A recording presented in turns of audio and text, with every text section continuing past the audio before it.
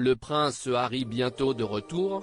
Il y a quelques semaines, une source royale révélait au Sun qu'Elizabeth II avait demandé à son personnel de préparer la demeure de Frogmore Cottage pour le retour prochain du prince Harry au Royaume-Uni.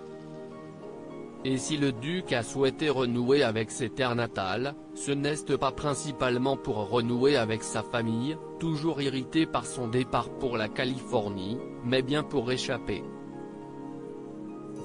au fisc américain. Arrivé le 7 mai dernier aux États-Unis, l'époux de Meghan Markle arrive bientôt au terme de ses 183 jours que lui accorde un visa classique. Après quoi, ses revenus seront scrutés de près par l'administration. Comme le précise Point de Vue, en kiosque mercredi 21 octobre, après cette période, les revenus du prince Harry, aux États-Unis mais aussi à l'étranger, feront l'objet d'un calcul afin qu'il s'acquitte d'impôts. Pourrait ainsi être soumis à taxation. Sa conférence à Miami en février dernier, qui lui a rapporté près d'1 million de dollars, son contrat avec Netflix, mais aussi l'argent provenant de ses actifs en Grande-Bretagne et l'aide financière du prince Charles. Vous pouvez être certain que les services fiscaux suivent cela de très près, admet un avocat américain au Daily Mail.